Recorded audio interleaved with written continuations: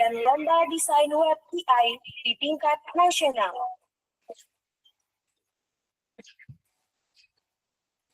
Prodi Teknik Informatika mendukung penuh mahasiswa untuk mengikuti KKN di luar negeri melalui program KKN internasional. Tidak hanya KKN internasional, mahasiswa di Prodi Teknik Informatika berkesempatan mengikuti program magang bersertifikat di perusahaan-perusahaan besar yang ada di Indonesia.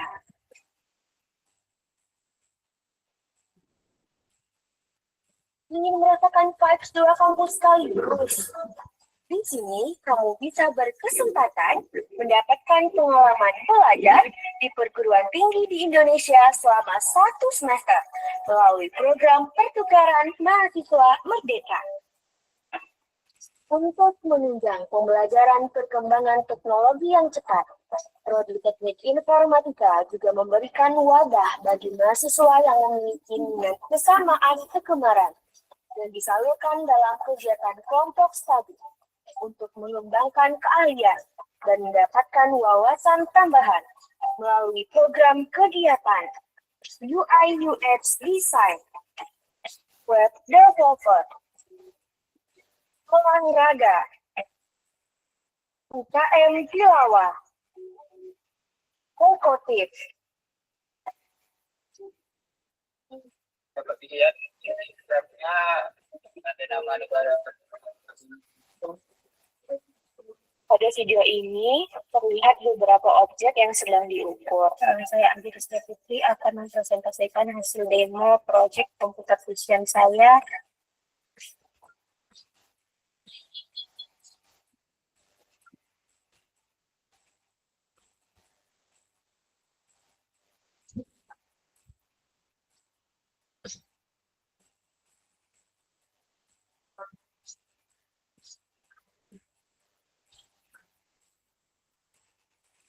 Assalamualaikum warahmatullahi wabarakatuh. Hai semuanya, aku Athena Ibadah Saptaviola, winner Putri Hijab Influencer Indonesia 2023. Yap, bener banget, aku merupakan alumni 2018 pada program studi Teknik Informatika Universitas Muhammadiyah Riau. Menurut aku selama kuliah, I feel so happy, I meet a lot of friends, dan menurut aku, kalian harus bangga sih untuk kuliah di Teknik Informatika Universitas Muhammadiyah Riau, karena sekecil apapun usaha kalian untuk improve diri kalian sendiri, kalian akan disupport 100% sama orang-orang yang ada di program studi ini.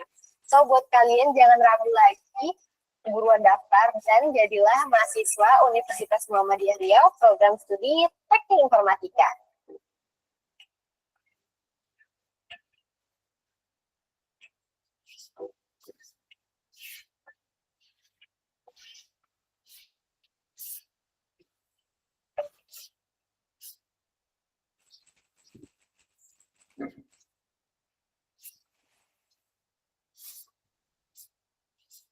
Program Studi Teknik Informatika berada di bawah naungan Fakultas Ilmu Komputer, berdiri pada tahun 2008, seiring dengan berdirinya Universitas Muhammadiyah Riau. Awal mula berdiri program Studi Teknik Informatika beralamat di Kampus 1 yang berlokasi di Dakwah Muhammadiyah, Jalan Ki Haji Ahmad Dahlan, nomor 88, Pekanbaru, Riau. Seiring dengan meningkatnya kepercayaan masyarakat dengan bertambahnya jumlah mahasiswa dari tahun ke tahun, maka Prodi Teknik Informatika berpindah ke kampus utama Umrik di Jalan Tuan Sultan Busai, Pekanbaru. Prodi Teknik Informatika terus berusaha untuk meningkatkan kualitas dan fasilitas pendidikannya. Saat ini, Prodi Teknik Informatika sudah terakreditasi B. Visi Teknik Informatika menjadi komunitas informatika yang berjiwa unggul, inklusif, humanis, serta kompeten dan kompetitif. Visi Teknik Informatika.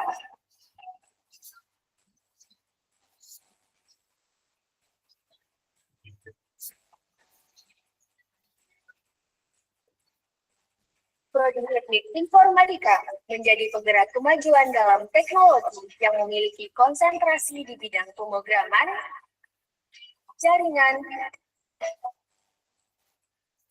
digital forensik,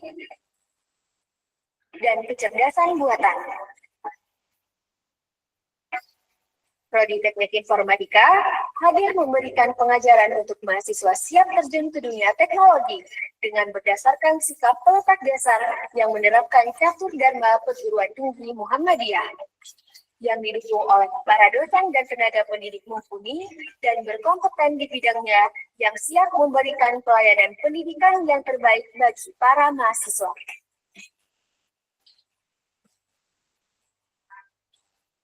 Dalam rangka memenuhi kebutuhan untuk mendukung pendidikan mahasiswa, Prodi Teknik Informatika menyediakan fasilitas utama, lab komputer, ruang belajar, ruang sidang, sistem layanan digital seperti SIAM, Sistem Informasi Akademik Mahasiswa, Sikuli, Sistem Informasi Kuliah Online, dari MBKM, catatan logbook mahasiswa peserta Merdeka Belajar Kampus Merdeka. Di program Studi Teknik Informatika Universitas Muhammadiyah Riau, mahasiswa kami telah meraih berbagai prestasi membanggakan di ajang kompetisi tingkat nasional.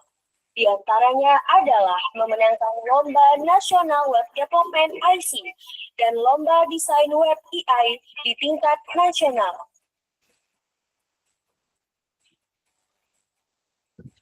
Prodi Teknik Informatika mendukung penuh mahasiswa untuk mengikuti KKN di luar negeri melalui program KKN internasional.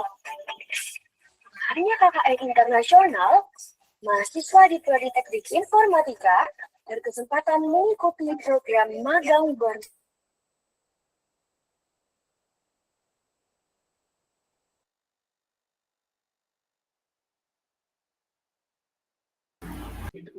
Baik, Assalamualaikum warahmatullahi wabarakatuh. Selamat siang semuanya. Waalaikumsalam warahmatullahi wabarakatuh. Waalaikumsalam warahmatullahi wabarakatuh.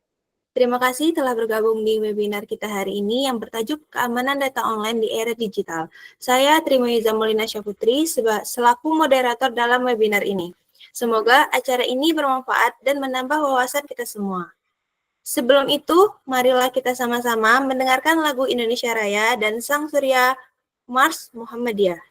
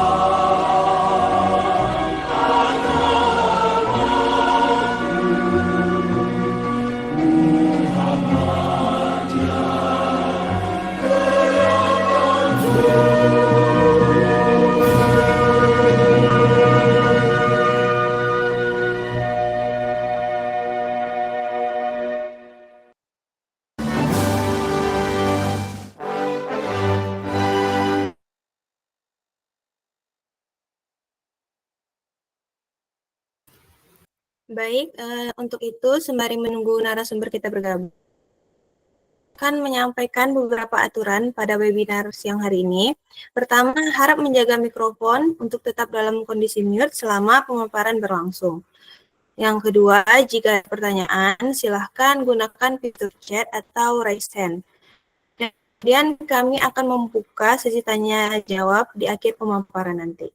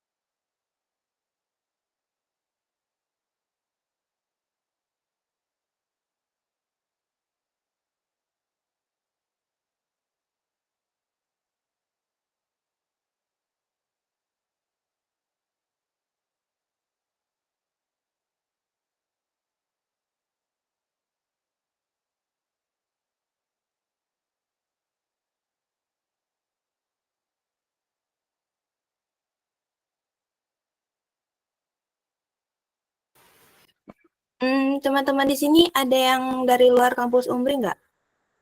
Atau berasal dari kampus Umbri semua?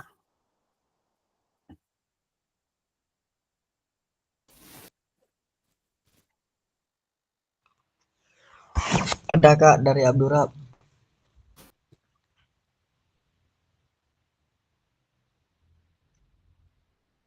Ada Kak.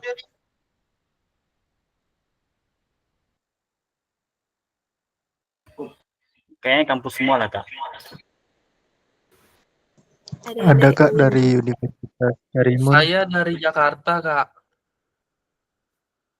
Gimana? Politeknik Unan, wah jauh. Kakak kan tadi bilang ada yang dari luar kampus Umbri nggak? Saya ada Kak. Baik, karena pemateri kita sudah berada di tengah-tengah kita. Sebelum itu, izinkan saya dulu ya memperkenalkan narasumber kita hari ini. Ada Bapak Andika Fahruli SAG, CPS, CSB, CSTMI, CEL, TBK, CHTIC. Baiklah, Bapak Andika, apakah sudah bergabung? Ya, halo. Baik, halo. Selamat siang, Bapak. Oke, selamat siang kembali. Gimana kabar hari ini, Bapak? Kabarnya alhamdulillah luar biasa, sehat, Allahu Akbar. Alhamdulillah. Alhamdulillah. Teman-teman yang lain gimana kabarnya? Ada pada makan? Udah Kakak. Alhamdulillah. Saya Aman, belum Kakak. Udah Kak. Udah Kakak cantik. Sip. Alhamdulillah udah kemarin. Alhamdulillah. Jadi gimana nih Bapak, sebelum kita lanjut nih, silakan Bapak boleh memperkenalkan biar kita lebih kenal, lebih dekat, lebih akrab dengan peserta yang lain juga.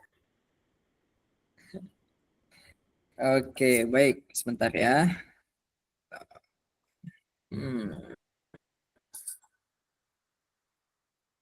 Baik teman-teman semuanya, perkenalkan salam kenal juga, nama saya Andika. Nah teman-teman boleh ya panggil saya Andika, Dika, Aan atau apa segala macam boleh, silakan.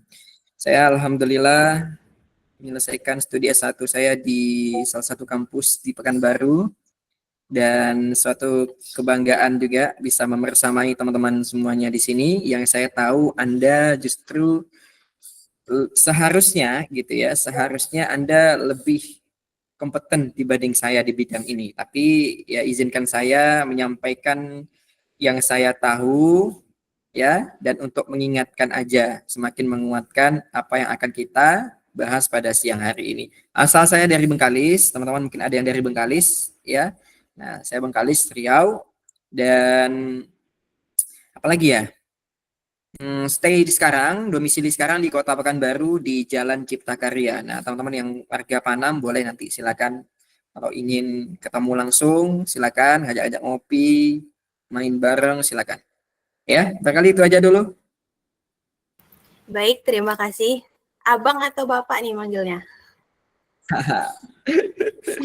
Kalau formalnya Bapak, tapi kalau saya pengen lebih senang dipanggil Abang juga boleh, nggak apa. Panggil nama juga nggak apa-apa, nggak masalah. Saya masih muda kok. Sangat muda, Tapi Pak.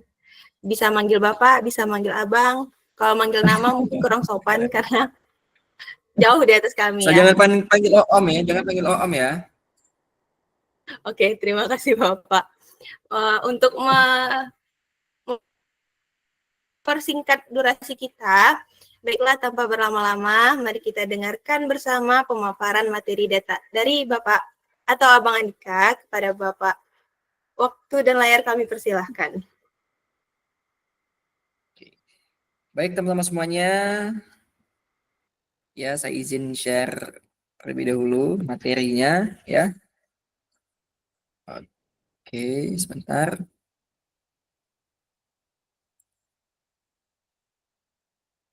Sudah terlihat ya? Sudah Bang. Oke, baik. Sudah. Oke, baik ya. Bismillahirrahmanirrahim. Assalamualaikum warahmatullahi wabarakatuh. Waalaikumsalam warahmatullahi wabarakatuh. Waratamari wabarakatuh. Alhamdulillah wassalatu wassalamu ala rasulillah la haula wala quwata illa billah. Bersyukur pada Allah Subhanahu wa taala dengan mengucapkan alhamdulillahirabbil alamin. Salawat kepada Nabi Muhammad sallallahu alaihi wasallam. Allahumma shalli ala Muhammad wa ala ali Muhammad. Saya doakan yang hadir di sini semuanya dalam keadaan sehat walafiat, yang sedang banyak tugas amanah dan lain sebagainya mudah-mudahan dilancarkan, dimudahkan urusannya. Yang saat ini sedang menjalani UAS mudah-mudahan dapat nilai yang paling baik, nilai terbaik. Yang saat ini sedang mencari jodoh mudah-mudahan ketemu jodohnya, jodoh terbaik di waktu terbaik di tempat yang terbaik. Amin. Amin ya rabbal alamin. Amin. Amin. Amin. Sampai segini. Ya Allah, amin. Amin, amin. Allah. Jangan kelihatan Amin. jodohnya ya. Baik teman-teman semuanya, alhamdulillah saya senang sekali bisa bertemu sama teman-teman mahasiswa jurusan apa kalau boleh tahu? Sistem informasi atau apa? Teknik informatika. Teknik informatika. Sorry, baik ya. Dari Universitas Muhammadiyah Riau dan teman-teman lainnya yang hadir juga. Ya, saya sangat beruntung sekali bisa dipercaya untuk memberikan materi pada siang hari ini. Insya Allah materinya tidak dalam gitu ya, bahasanya tidak seperti Anda mendapatkan ilmu bersama dosen Anda, karena saya percaya, saya yakin dan percaya sebenarnya Anda lebih kompeten dibanding saya seperti yang saya sampaikan di awal tadi. Namun karena diamanahkan kepada saya mau nggak mau ya harus menyampaikan ini dengan sebaik mungkin ya, mudah-mudahan penyampaian saya bisa diterima dan bisa ya ada manfaatnya untuk kita semua sama-sama ya. Baik, yang kami hormati juga mungkin ada dosen pembinanya yang hadir dan teman-teman rekan-rekan yang berbahagia. Sebelum kita melakukan webinar ini, saya lanjut ke materi. Saya pengen ajak teman-teman semuanya untuk sejenak merelaksasikan diri dulu. Ya, saya tahu walaupun ini melalui virtual Google Meet gitu ya. Ini Google Meet-nya Google Meet Premium atau yang gimana gitu. Ya. Nah, mudah-mudahan tidak mengurangi semangat kita dalam belajar. Ya, biasanya kalau dalam perkuliahan, dalam pekerjaan, dalam perusahaan itu ada namanya kontrak kerja. Benar? Nah, termasuk di dalam webinar, saya ingin ada kontrak trainingnya, kontrak webinarnya, apa saja, syarat-syarat yang harus Anda ikuti sebelum mendapatkan materi nantinya. Yang pertama, ya, syaratnya yang harus Anda ikuti sebelum Anda mendapatkan materi. Yang pertama, saya pengen Anda semuanya untuk selalu tersenyum. Coba senyum dulu yang paling manis, paling baik, paling mantap sama teman-teman Anda. Yang bisa on cam silahkan senyum dulu. Asik. Iya, oke, good ya. Nah, karena senyum ini bagian dari sedekah juga, teman-teman. Nah, senyum ini faktanya orang yang susah senyum itu punya banyak masalah. Ya. Nah, dan orang yang murah senyum, orang yang sering senyum, hidupnya jauh lebih bahagia, lebih tenang dibandingkan orang yang nggak mau senyum. Nah, itu fakta yang kami temukan. Nah, makanya di awal saya ingin ajak dulu jangan kelihatan Anda terlalu banyak masalah. Saya tahu ini Anda dalam situasi ujian akhir semester ya. Nah, tapi bawa santai aja dulu, enjoy aja dulu. Ya. Nah, mudah-mudahan nanti hasilnya terbaik. Yang penting kan Anda sudah menjalankan dengan baik dan mudah-mudahan ada ilmu yang didapatkan. Itu yang pertama. Yang kedua, saya pengen Anda semuanya menjadi gelas kosong. Apa maksudnya, Bang Dika? Ketika saya dihadapkan dengan mahasiswa yang lebih berkompeten di bidangnya dibandingkan saya, ya, artinya saya tahu Anda punya kapasitas yang lebih dibandingkan saya. Kalau berbicara masalah keamanan data, wah itu Anda lebih pakarnya, seharusnya, ya. Nah, tapi mengapa harus saya untuk menyampaikan kepada Anda? Nah, oleh sebab itu, saya yakin dan percaya dengan ilmu-ilmu yang teman-teman miliki, saya minta tolong sejenak kita refresh dulu isi pikiran kita. Yang mungkin dulunya sebelumnya kita ada ilmu tentang keamanan data dari sudut pandang beberapa dosen yang masuk ngajar kita. Nah, hari ini Anda akan temukan ilmu yang berbasis keamanan data dari sudut pandang seorang Andika. Ya, maka dari itu saya pengen Anda untuk menjadi gelas kosong dulu, gelas yang belum penuh. Coba kita bayangkan, kalau misalkan ada gelas yang berisi air, dan air itu akan terus diisi sampai dia penuh, dia masih juga terus diisi, apa yang terjadi? Airnya akan tumpah. Nah, begitulah ilmu. Kalau misalkan tidak ditempatkan di tempat yang cocok, yang tepat, maka ilmu itu akan kemana-mana. Nggak ada hasilnya. Nah, makanya saya pengen Anda simpan dulu ilmu yang Anda dapatkan di kampus, simpan dulu ke memori yang luar biasa lainnya. Kan otak kita ini banyak ya, sel-selnya segala macam gitu ya. Nah, ada bagian otak kanan atas, kanan kiri bawah, kanan atas, kanan bawah, kiri atas, kiri bawah, otak tengah. Ya, nah itu kan ada bagian-bagiannya. Anda simpan dulu. Yang tadinya mungkin Anda dapatkan ilmunya di bagian kanan, Anda simpan ke kiri dulu ilmunya. Ya, supaya apa? Supaya kita tidak cepat merasa cepat puas dengan apa yang kita dapatkan. Setuju? Kalau setuju boleh di raise hand dulu. Silakan kasih raise hand dulu ataupun jempolnya dulu, emot jempolnya dulu. Oke, terima kasih teman-teman. Ya, terima kasih. Good. Baik, selanjutnya saya langsung aja teman-teman. Nah, ini ada beberapa dokumentasi pelatihan kami ya, karena saya basicnya sebenarnya adalah seorang trainer juga dan motivator di Riau, dipercayakan juga mengisi beberapa pelatihan. Pelatihan public speaking, MC, pelatihan capacity building, character building, pelatihan untuk leadership ya, dan pelatihan-pelatihan lainnya termasuk juga digital marketing dan lain sebagainya. Nah, kita juga sempat memberikan pelatihan-pelatihan. Nah, ini beberapa contoh dari pelatihan yang pernah saya isi. Ini juga teman-teman adalah satu karya saya yang saya alhamdulillah sangat saya hargai dan saya banggakan. Saya nulis buku judulnya Bangkit dan Melejitlah di waktu saya masih kuliah. Di waktu saya masih kuliah saya menuliskan buku judulnya Bangkit dan Melejitlah. Saya tulis buku dalam waktu 3 hari 3 malam. Percaya nggak? Terima Yuza. Kira-kira MC-nya percaya nggak? Saya nulis buku 3 hari 3 malam. 50-50. Kalau orang udah oke, berarti agak nggak percaya ya. Nah, saya sebenarnya juga nggak percaya gitu ya, tapi ya memang alhamdulillahnya gitu ya, selesai sebelum 3 hari 3 malam, sebelum 3 hari udah selesai bukunya. Ya, maksudnya naskahnya ya, bukan proses percetakannya. Nah, naskahnya itu sudah selesai 3 hari 3 malam, kurang lebih ada sekitar 100 halaman kalau nggak salah. Ya, sekitar itulah kita 150, 100 itu halaman. Nah, itu yang menjadi semangat saya untuk bisa berbagi sama teman-teman. Karena saya yakin Anda saat ini di era penuh dengan tekanan masing-masing ya, tekanan sana sini gitu. Nah, saya tulis buku supaya untuk menguatkan Anda. Oh, ternyata bahkan ketika kita sedang punya masalah pun, itu sebenarnya adalah suatu anugerah untuk kita. Hanya saja tergantung kita. Kita mau memandang masalah itu dari sudut mata seekor lalat, yang matanya hanya memandang kotoran-kotoran saja, atau dari sudut mata lebah, yang matanya hanya melihat yang indah-indah saja. Nah, tergantung Anda.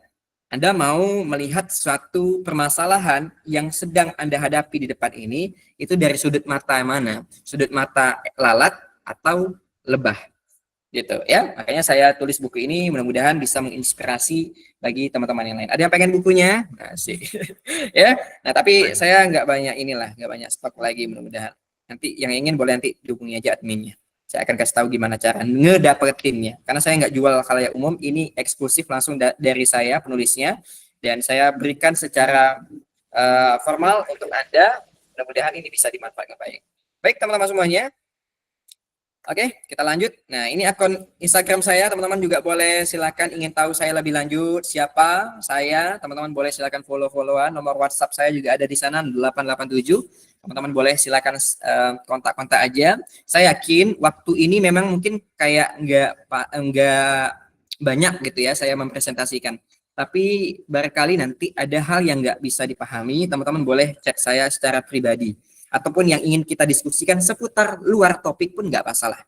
Oke, ini sebagai untuk perkenalan, saya juga membina komunitas namanya Spirit Generation Community, dan saya selaku General Manager GM di Global Insani Training Center ataupun Gister Training Pekanbaru, Jalan Cipta Karya nomor 1. Oke, right. Nah, teman-teman, ketika kita berbicara masalah keamanan data, saya ingin ngajak Anda sejenak untuk merefleksikan terlebih dahulu beberapa zaman yang sudah kita lalui. Betul ya? Nah, kita kan selama hidup nih mulai dari tahun berapa ya? 2000-an. Kita hidup melewati berbagai macam zaman. Ya, saya coba scan dulu. Ini dia. Apa aja Bang Dika? Pertama, kita hidup di zaman era industri. Betul enggak? Betul ya? Betul. Nah, era industri. Ya, di mana pada saat itu mesin uap dan alat-alat mekanis itu ditemukan pertama kalinya. Nah, mungkin Anda pernah dengar, oh iya ya ternyata gini pertama kali begini gitu. Nah, masuki era yang kedua, era komputerisasi. Ya, era komputerisasi ini adalah era industri yang kedua. Makanya ada istilah 1.0, 2.0, 3.0. Nah, ini sebenarnya masih nyambung gitu. Dari satu era dengan era sebelumnya itu masih nyambung. Nah, makanya ada nama era komputerisasi. Mengapa? Karena disinilah produksi berbagai macam teknologi-teknologi dasar seperti motor listrik gitu ya, seperti telekomunikasi awal gitu. Nah, ini diciptakan. Terus juga memasuki era digitalisasi. Ya, nah era digitalisasi. Nah, ini era peralihan dari teknologi analog menuju digital. Nah, dari TV analog menuju ke TV digital saat ini. Kan semuanya udah serba digital semua ya, bahkan siaran-siaran analog udah diblokir semuanya. Nggak ada lagi, harus pakai siaran digital. Nah, inilah bukti kemajuan dari zaman yang kita lewati saat ini. Kalau dulu di zaman saya waktu hidup awal, ngeri juga bahasanya ya. Waktu saya masih kecil gitu ya. Aku tak tahu yang mungil-mungil gitu ya. Nah, waktu saya masih kecil dulu, saya masih kelihatan masih nampak dan ada TV bentuknya TV tabung gitu, teman-teman. Di rumah kakek saya itu ada TV tabung yang besar banget gitu ya, TV tabungnya lebarnya juga besar gitu ya. Nah, dan itu memang masih ada antena 2 di atasnya. Nah, di situ masih memasuki era-era ya digitalisasi boleh juga gitu ya. Nah, mungkin akhir di era digitalisasi menuju era revolusi industri. Nah, waktu kecil banget gitu. Nah, terus juga masuk ke era keempat, era yang saat ini kita, era revolusi industri 4.0, ya di mana kita semuanya sudah memasuki era konektivitas semuanya secara merata dan juga berbasis AI. Ya, artificial intelligence. Semuanya udah pakai AI. Benar ya? Nah, makanya di zaman sekarang kita juga udah mulai penghujung zaman nih. Di penghujung era revolusi industri. Tergantung kitanya sebelum mau melangkah ke era yang society 5.0, kitanya siap atau enggak. Nah, itu tergantung kita. Ya, jadi era itu akan hadir di suatu tempat, suatu wilayah ataupun suatu kehidupan gitu. Ketika ya penghuninya itu siap untuk menerimanya. Nah, makanya kalau misalkan kita udah nyaman dengan AI, yang sering buat materi pakai ChatGPT masih ada di sini? Ada? Nggak apa-apa, saya termasuk, kan ada pro kontra ya. Kalau boleh saya ceritain, saya termasuk golongan orang-orang yang pro gitu, yang pro dengan ChatGPT. Nah, tapi dengan catatan ChatGPT hanya dijadikan sebagai inspirasi, sumber inspirasi. Ada yang bilang, Bang Andika, bahasa ChatGPT itu kan bahasanya baku banget, bahasanya bahasa komputer banget. Itu Anda kalau misalkan Anda paksain ChatGPT, ya, Anda paksain ChatGPT, tolong bahasanya diubah kayak bahasa gaul, tolong lebih sederhanakan lagi, tolong jangan diliatin bahasanya bahasa AI. Itu bisa gitu. Jadi mereka perbaiki lagi gitu ya, mereka perbaiki lagi sampai kita puas. Sampai benar-benar oke, ini nih saya pengen yang bahasa kayak gini. Nah, itu bisa. Jadi makanya kalau ada mahasiswa, kan banyak kasus sekarang ya, mahasiswa bikin makalah itu semua dari AI, dari ChatGPT, segala macam gitu. Anda jangan mau terima mentah-mentah aja gitu. Yang nama makalah itu ya harus dianalisa dulu. Yang pertama, kalaupun Anda pengen pakai ChatGPT gitu. Nah, Anda harus sederhanakan dulu bahasanya. Jangan sampai kelihatan, oh ini bahasa komputer. Nanti mudah ketebak sama dosen Anda. Ya, nah, tapi saya tidak ajarkan itu gitu. Nah, itu yang saya temui di lapangan gitu ya. Masih banyak rekan-rekan yang masih mengandalkan ChatGPT dalam menggunakan membuat sebuah makalah dengan sistem SKS, sistem kebut semalam gitu. Nah, makanya pakai alternatifnya pakai ChatGPT. Oke, baik. Nah, itu AI ya. Teknologinya itu tadi kecerdasan buatan, big data, komputasi awan, dan lain sebagainya. Terus juga yang kelima, era society. Ini era di mana integrasi dari AI-nya lagi.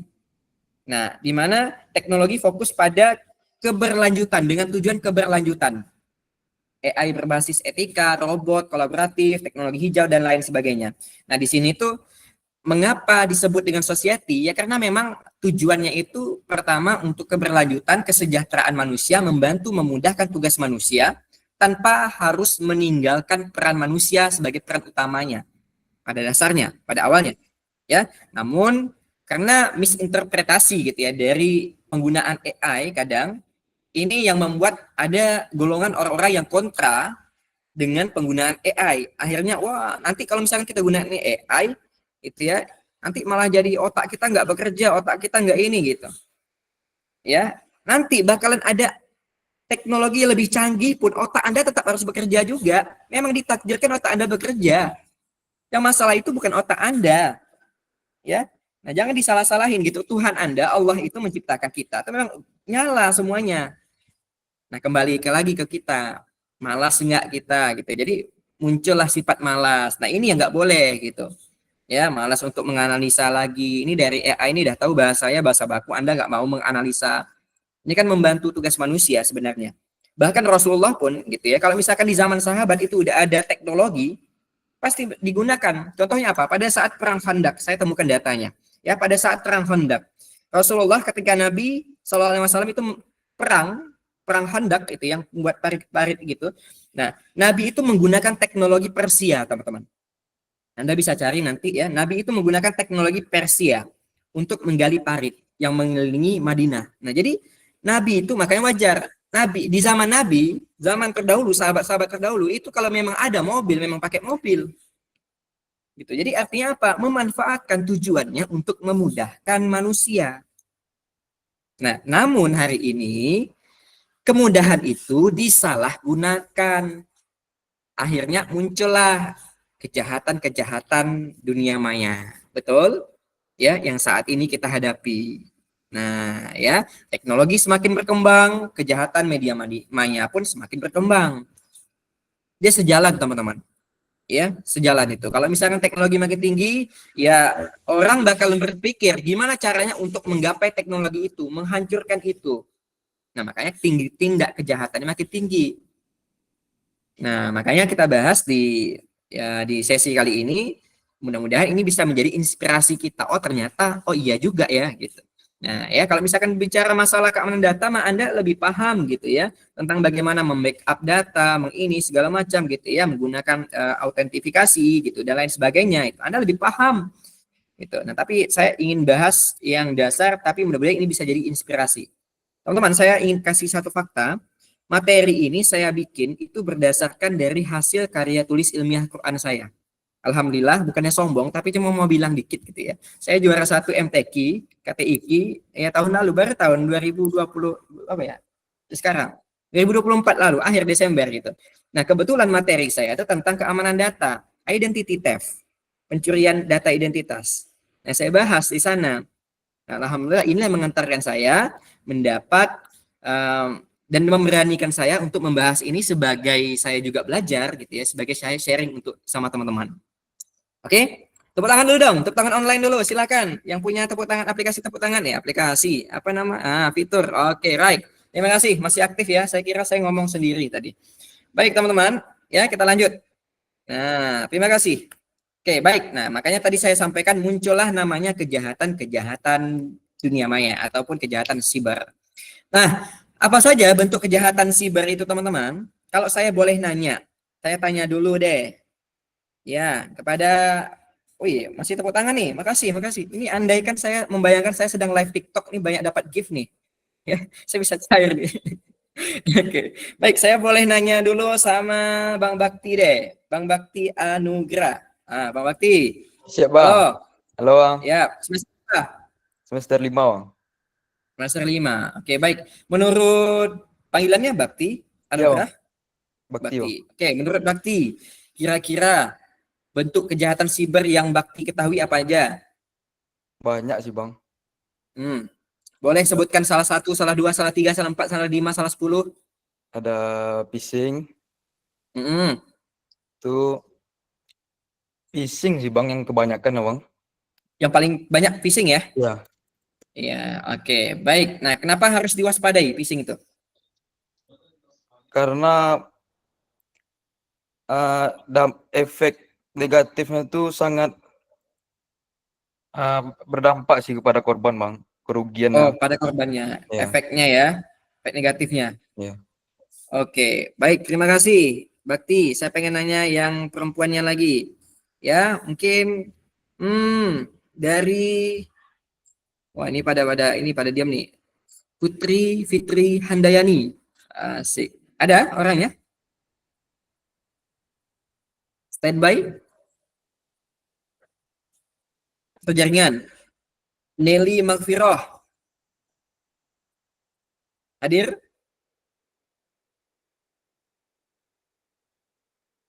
Hadir? Putri Sartika. Nah, ini kayak saya kayak ngabsen mahasiswa ya. Hadir, Pak. Hadir. Oke, baik. Putri sehat? Alhamdulillah sehat. Alhamdulillah. Menurut Putri, kira-kira bentuk kejahatan siber selain phishing tadi apa?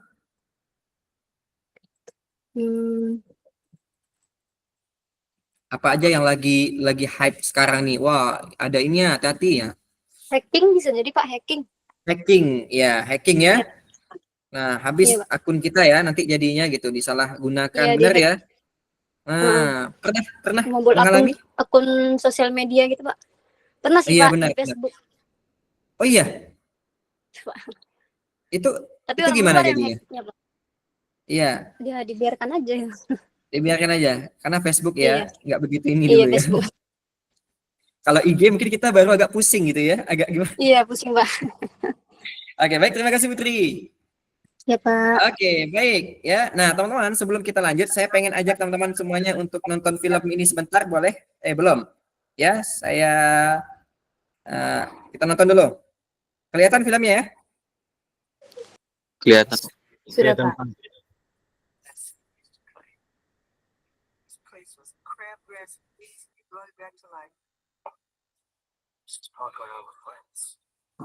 She was like family. She was the only person who ever could care about. I just got a message saying that there's a problem with my computer. Yes, ma'am. We got this. This delicious shot of salt. This is private property. Do you know what they do here? Scam because they're not society. Buddy, I'm counting 3. 1, 2, right. There, I did it for you. No, you can't. I'm gonna burn this place to the ground. He stomp his ass out. Oke, baik ya. Nah, kira-kira dari secuplik video tadi, nah tayangan film tadi, kira-kira Anda bisa memahami dalam waktu singkat nggak? Kira-kira ada unsur apa di dalam tayangan video tadi? Ada yang tahu? Oke, kita lihat lagi sekali lagi ya. Kita lihat sekali lagi. Kita coba Baik, Bang. perhatikan ada unsur apa di dalamnya yang berkaitan tentang tema kita. Oke, baik. Saya ulangi sekali lagi sedikit saja.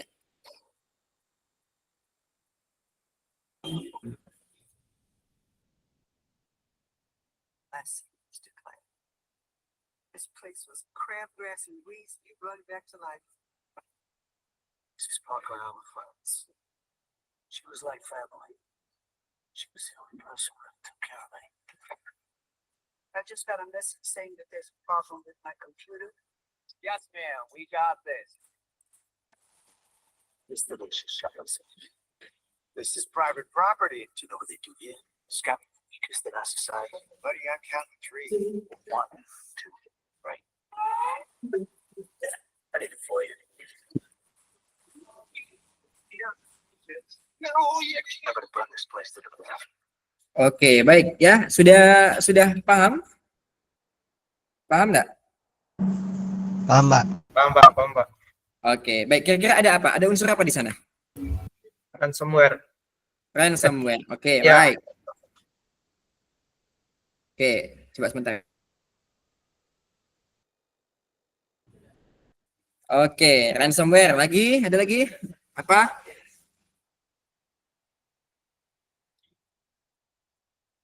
Penipuan dunia maya. Yes. Ya. Nah, bisa dikatakan phishing juga di sana? Bisa, Pak. Ya, Anda sebelumnya udah pernah nonton film itu nggak di bioskop? Belum, Pak. Belum ya? Belum, Nah, Pak. nanti boleh tengok di Netflix atau situs video lainnya gitu ya. Filmnya menceritakan, saya share sedikit, filmnya menceritakan tentang, kalau judulnya kan memang agak nggak sesuai gitu ya, The Beekeeper gitu. Tapi filmnya tentang kejahatan siber, teman-teman. Nah, yang Anda sebutkan tadi, baik itu ransomware, phishing juga di sana, teknik penipuan gitu ya. Nah, dan korbannya siapa? Nenek-nenek gitu loh. Dan kebetulan nenek-nenek tadi itu sebagai pengasuh di salah satu rumah yayasan amal, teman-teman. Nah, kan bahaya tuh ya.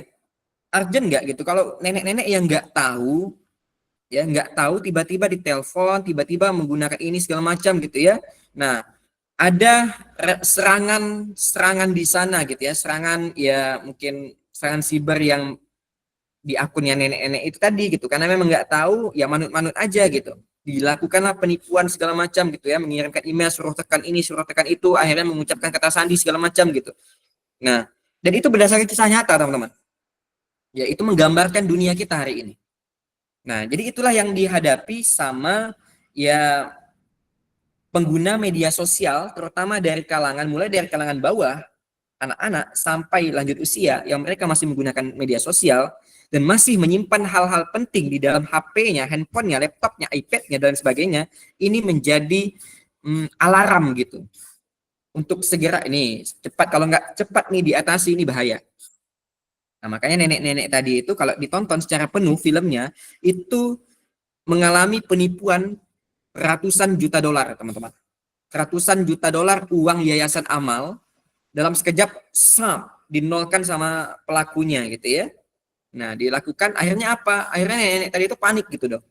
Panik, udah overthinking segala macam, ujung-ujungnya, nauzubillah, bundir, teman-teman, tanpa ada yang tahu. Nah, siapa si beekeeper tadi? Nah, si beekeeper inilah kebetulan seperti anak angkat nenek itu tadi, karena beliau tinggal di rumah kontrakannya. Nah, makanya itu karena memang film, jadi harus ada action-action dikit gitu ya. Nah, makanya motifnya itu balas dendam. Tapi fokusnya bukan pada itu, tapi pada tindak kejahatan sibernya.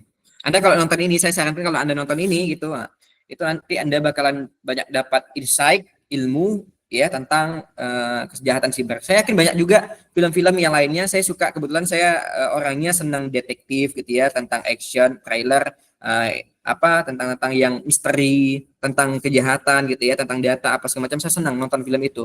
Makanya kalau misalkan ada film-film itu ditayang, saya lebih senang nonton sendiri agar bisa mendalami, merasakan, dan saya dapatkan insight dari film itu. Jadi nggak hanya sekedar menonton, teman-teman. Ya, baik. Nah, itu dia tadi. Makanya kita ambil pelajaran dari film The Beekeeper tadi. Ada beberapa entitas bentuk kejahatan cyber yang kita ketahui. Pertama, ada hacking. Yang tadi yang disampaikan ya, sama Putri. Sama siapa tadi tuh? Ada hacking, yaitu aksi meretas sistem komputer untuk memperoleh akses tidak sah ke data pribadi atau perusahaan. Ada ransomware, jenis malware yang mengekskripsi data, meminta tebusan, phishing juga, teknik penipuan yang dilakukan untuk mengirimkan email supaya nanti korban merasa agak sedikit tertekan, tersudutkan, akhirnya memberikan kata sandi ataupun data-data yang penting. Pencurian identitas, penggunaan data pribadi seseorang untuk melakukan tindakan penipuan atau pencurian finansial. Ini kan paling sering terjadi ya, pencurian identitas ini, apalagi untuk Anda yang seleb-seleb di sini gitu kan. Sering banget tuh ada akun-akun yang mengatasnamakan orang lain, tapi fotonya foto Anda. Ataupun akun-akun mengatasnamakan Anda, foto Anda. Nah juga tuh tiba-tiba ngechat itu, assalamualaikum, selamat siang, saya teman ini gitu ya. Gimana kabarnya Pak ini segala macam gitu ya. Nah, mereka saling kenal ceritanya. Tiba-tiba minta kirimkan uang pulsa 300.000 atau minta pinjam uang 500.000 kebutuhan ini segala macam gitu ya. Ini paling sering banget. Dan sering terjadi itu di kalangan anak-anak muda seperti kita, teman-teman. Nah, makanya tugas Anda sebagai mahasiswa teknik informatika gitu ya. Nah, dan juga nanti kerjasama dengan ya untuk mengelola bagaimana kita pemanfaatan teknologi itu tepat sasaran, tepat guna gitu. Nah, saya harap nanti ada inisiasi dari Anda semua yang hadir di sini, puluhan orang, 70 orang ini, ada satu ide atau barangkali memang sudah ada gitu ya, saya nggak tahu gitu. Nah, Anda punya satu inisiasi menciptakan suatu upaya teknologi yang memang benar-benar bisa menekan angka kejahatan siber itu. Nah, hacker aja itu kan bisa dari orang yang biasa-biasa aja gitu ya. Kan hacker itu bukan orang yang kuliah di jurusan teknik informatika, sistem informasi, dan lain sebagainya. Benar? Malah kayak orang-orang kampungan gitu yang jadi hacker tuh. Dan mereka kok bisa gitu. Nah, itu yang saya penasaran kan, kok bisa? Karena saya kalau punya ilmu, saya pengen jadi hacker, teman-teman. Serius, gitu ya. Saya pengen jadi hacker kalau punya ilmu, tapi alhamdulillah Allah nggak kasih saya ilmu itu, gitu. Jadi saya dilindungi. Jadi, tapi karena penasaran gitu ya, kok bisa gitu? Ada orang yang memang punya kelebihan di bidang itu, bisa menghacker orang lain, termasuk salah satu data kemarin saya temukan juga. Ada 6 juta ancaman siber, teman-teman. Serangan siber sebanyak 6 juta. Ya, 6 juta yang terdeteksi pada tahun 2024. Nah, itu bisa teman-teman lihat beritanya di CNN Indonesia nanti ya. Ada beberapa juga serangan-serangan di sana, data-data segala macam. Dan bahkan yang paling mirisnya lagi, data akun rekening para nasabah di salah satu bank di Indonesia, bank yang cukup hype gitu ya.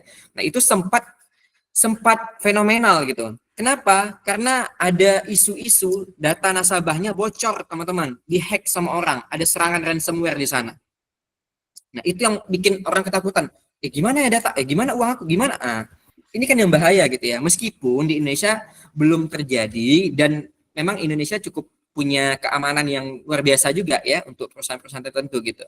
Nah, ini yang harus kita syukuri gitu. Tapi tidak menutup kemungkinan bisa saja hari ini para hacker, para pelaku itu sudah mempersiapkan sistem yang sangat luar biasa, teknologi yang begitu canggih, yang kalah canggih di luar nalar kita. Ya. Nah, makanya perlu adanya upaya-upaya preventif pencegahan. Sedia payung sebelum hujan. Makan sebelum lapar gitu ya. Nah, jadi emang harus ada upaya-upaya pencegahan. Nah, disinilah teman-teman dari teknik informatika banyak belajar di dunia-dunia seperti ini. Tapi saya juga tertarik dengan pembelajaran seperti ini. Dan sama-sama coba kita rancang bersama apa yang akan mampu kita berikan untuk negara ini suatu saat nanti. Barangkali ada nanti di antara ini yang jadi menteri Menteri Komunikasi dan Informatika. Mana tahu gitu ya. Nah, digital informasi Digikom ya sekarang menterinya menggantikan jurnalis yang kemarin tuh. Siapa namanya jurnalisnya lupa saya. Nah, siapa tahu ada di sini gitu ya, kan nggak tahu nih. Nah, tapi dengan keahlian Anda, dengan skill, kemampuan yang Anda miliki, Anda mampu untuk memberikan sesuatu yang baik untuk melindungi kesejahteraan warga Indonesia melalui sistem keamanan data ini, teman-teman. Oke, baik. Oke, kita lanjutkan dulu. Baik, nah mengapa kita harus mewaspadai? Kalau dari film tadi, teman-teman, kita bisa lihat. Nih, ya, ini kan kesimpulan dari film tadi nih. Kerugian finansial pasti, kehilangan ratusan juta, ya, jutaan dolar gitu. Kalau didolarkan, jutaan dolar, teman-teman. Kehilangan begitu saja, dinolkan tuh saldonya. Nah, terus yang kedua, potensi gangguan sosio-psikologis. Tadi akhirnya merasa panik sendiri, nggak tahu, serba salah segala macam. Ya, nah, muncul tuh bawaan-bawaan gitu ya. Penyakit jiwa itu kan munculnya kenapa? Karena kita penuh tekanan gitu ya, penyakit jiwanya. Nah, akhirnya panik segala macam muncul semuanya dan bahkan rasa ujung-ujungnya kena hasut sama setan. Ayolah, ini di dunia udah selesai kamu, nggak ada apa-apa lagi. Ada bunuh diri. Nauzubillah. Ya, nah yang ketiga dampak reputasi pasti.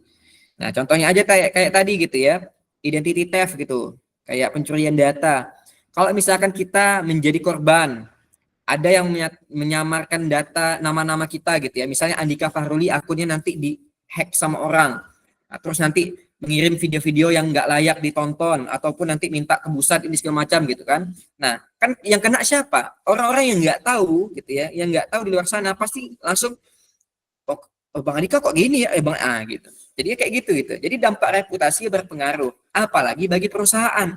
Misalnya bank tadi, ya, bank tadi kalau misalkan perusahaan bank itu nggak mampu untuk menekan tindak kejahatan sibernya, mencegahnya gitu kan, dan ternyata benar ada kebocoran data di sana gitu ya, dan mengakibatkan ya ratusan bahkan jutaan akun nasabah semuanya dihack sama orang, diambil dananya, kan menurun jadinya reputasinya, betul ya? Orang nggak mau lagi nabung ke sini, orang nggak mau lagi, trauma aku bang.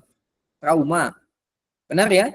Nah, jadi akhirnya apa? Memang patut untuk kita waspadai mulai saat ini. Setidaknya kalau anak muda seperti kita yang melek teknologi masih bisa kita batasi, oke. Yang kita kasihan dan yang perlu kita kasih perhatian itu siapa? Orang tua kita, adik-adik kita, kakek nenek barangkali, om, bibi, gitu ya, generasi-generasi yang memang belum handal di media teknologi. Nah, ini yang perlu kita khawatirkan, teman-teman. Nah, makanya nanti ada upaya-upaya juga, teman-teman. Mudah-mudahan bisa dilakukan, tapi dalam jangka waktu panjang.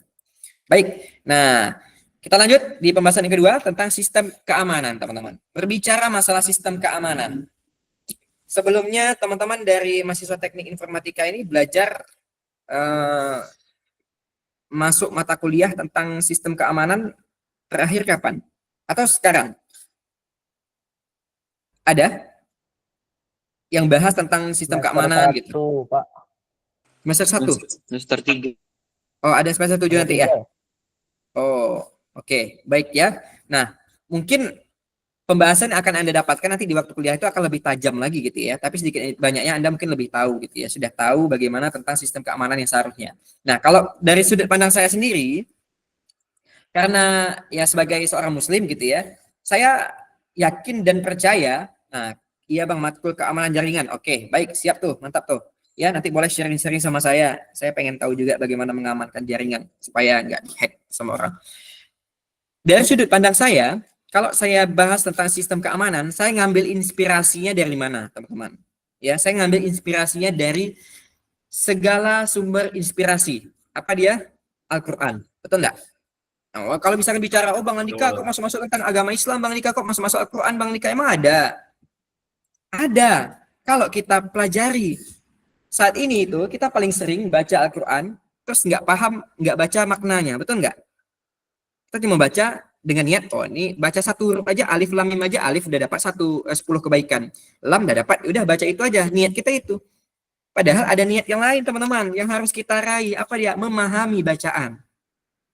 Nah makanya setelah saya pelajari di Al-Quran itu ternyata ada loh yang bahas tentang sistem keamanan. Cuman bedanya konteksnya agak sedikit berbeda. Ya, di zaman di Al-Quran turun itu belum ada teknologi jaringan kayak kita sekarang. Nah, tapi apa yang dibicarakan di dalam Al-Quran itu relevan sampai kapanpun permasalahannya. Makanya bagi saya ambil jawabannya, inspirasinya dari Al-Quran tadi. Ya, ini saya menawarkan loh ya, saya menawarkan. Masalah Anda mau nerima atau enggak, itu urusan Anda. Ya, ini sudut pandang saya. Baik, ketika kita bahas tentang sistem keamanan, maka saya teringat salah satu kisah di dalam Al-Quran tentang kisah Zulkarnain dan Ya'juj Ma'juj. Anda tahu? Tahu sebelumnya? Tahu ya? Nah, udah mulai connect ya? Oh iya Bang, oh iya. Pasti Anda tahu sedikit banyaknya tentang Zulkarnain. Mengapa Zulkarnain? Mengapa Ya'juj Ma'juj? Apa hubungannya? Apa hubungannya dengan keamanan data kita hari ini? Betul ya? Nah, saya nulis karya ilmiah saya judulnya Zulkarnain Tech, Strategi Keamanan Siber Berbasis Inspirasi Al-Quran dalam Menangkal Identity Theft di Era Transformasi Digital. Nah, saya nulis karya tulis saya, judulnya itu, dan ternyata saya temukan, oh benar gitu. Udah dicontohin dulu gitu. Dulu di zaman Al-Quran turun itu udah dicontohin. Contohnya ada di kisah Zulkarnain, Quran Surah Al-Kahfi, Anda bisa lihat di sana nanti. Ya, kalau rajin baca, nah itu enak banget ceritanya teman-teman. Ya, nah mengapa kisah Zulkarnain? Nah kan kita tahu ya, yang kita tahu Zulkarnain ini seorang raja yang punya rakyat gitu ya. Dia punya rakyat juga. Kalau bahasanya bahasa kaum gitu, dia punya kaum. Nah, maka namanya diabadikan di dalam Al-Quran. Nah, karena saking bervalue-nya Zulkarnain ini namanya diabadikan di dalam Al-Quran. Dan karena kejadiannya, kasusnya, masalahnya diabadikan di dalam Al-Quran supaya kita pembacanya tahu. Supaya kita pembacanya jadi, oh dulu tuh pernah ada loh. Oh jadi sekarang sebenarnya nggak harus ini lagi. Nggak harus merasa kayak asing lagi dengan ini gitu. Karena zaman dulu ada. Itu kisahnya. Nah yang kita tahu kisah Zulkarnain itu sedang mencari cara bagaimana caranya membatasi dirinya dan kaumnya dari ancaman Ya'juj Ma'juj. Betul nggak? Ya kan ganas-ganas tuh disampaikan sama kaumnya itu gitu kan, tolong ya raja gitu kan, Raja Zulkarnain gitu, tolong kasih kami sebuah solusi strategi, ini bahasa saya gitu ya, agar kami bisa terlindung dari ancaman bahaya Ya'juj Ma'juj. Sesungguhnya Ya'juj Ma'juj itu adalah makhluk Allah yang tugasnya menghancurkan, menghabiskan isi bumi gitu. Nah semuanya dihancurkan, apa yang dilihat di depannya itu semua dihancurkan, kami takut gitu.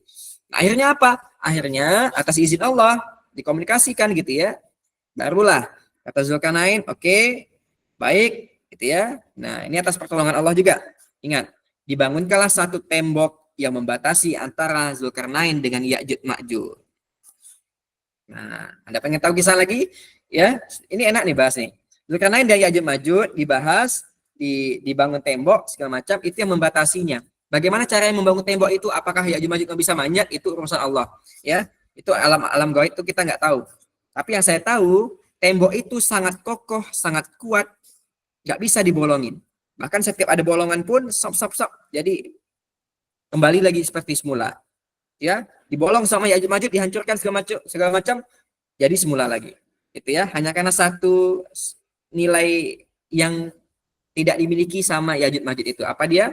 Dia nggak mengucapkan insya Allah gitu ya, bahasanya nggak mengucapkan kata jika Allah mengizinkan tembok ini akan hancur gitu, akan berlubang. Nah, sampai nanti di masa kita nggak tahu kapan gitu ya, Ya'juj Ma'juj bisa mengucapkan insya Allah. Besok saya akan kembali melubangi tembok ini, ya, insya Allah. Nah, barulah Allah akan kekalkan lubang itu, Allah akan akan besarkan, akan izinkan Ya'juj Ma'juj untuk membesarkan lubang itu, barulah turun ke bumi. Ini kejadiannya sama seperti kita. Harus ada benteng yang membatasi antara kita dengan ancaman, betul nggak? Betul. Nah, apa ancaman terbesar Anda? Kalau bicara ancaman terbesar apa? Kalau saya bilang ancaman terbesar kita apa? Teman. Ya, itu ancaman terbesar gitu. Teman Anda ini bisa bawa Anda ke arah yang lebih baik atau sebaliknya gitu ya. Nah, bisa juga yang tiba-tiba wah kelihatannya masya Allah gitu ya. Nah tapi ujung-ujungnya nauzubillah juga engkau ya gitu ya. Nah gitu. Nah, tapi harus ada bentengnya. Bentengnya dari mana? Bentengnya dari keimanan kita. Ya itu bahasa ininya gitu ya. Oke, baik, saya nggak akan berceramah gitu. Oke, lanjut. Nah, apa strategi yang digunakan? Ini berdasarkan inspirasi. Inspirasi dari kisah Ya'juj Ma'juj tadi. Strategi yang digunakan, kita bahas dulu. Alright. Ini dia. Yang pertama, pembangunan benteng. Ya, Ya'juj Ma'juj dibangunkan bentengnya itu membatasi antara kaumnya dengan ancaman Ya'juj Ma'juj. Yang kedua, setelah dibangun benteng, apa dia? Penguatan lapisan benteng. Dikuatkan. Jadi nggak cuma sekedar membangun, ada penguatannya. Nah, ya, ada penguatan. Dan yang ketiga, pemanfaatan sumber daya yang tersedia. Apa aja bahan-bahannya waktu itu yang tersedia? Yang paling kuat, paling kokoh apa? Masukin semuanya. Pemanfaatan. Yang keempat, ada kolaborasi. Makanya Ya'juj Ma'juj di dalam Al-Qur'an itu bilang bantu aku gitu. Maksudnya apa?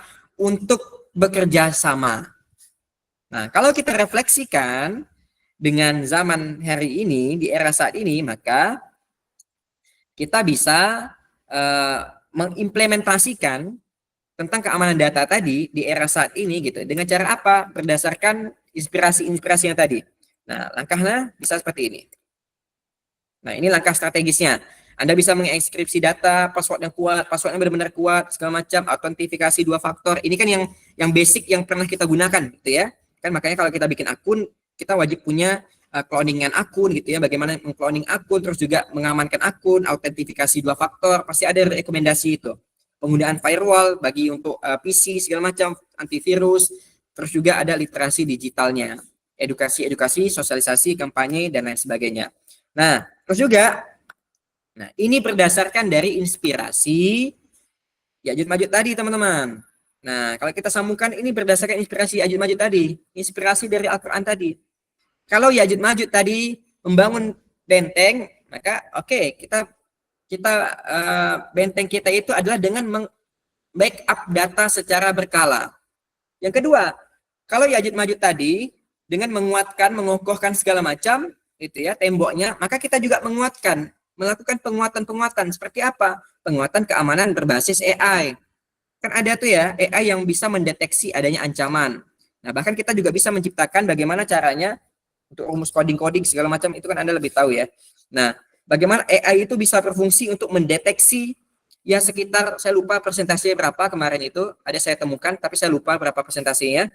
Itu persentasenya mampu untuk menangkal potensi ancaman serangan siber itu tadi, teman-teman.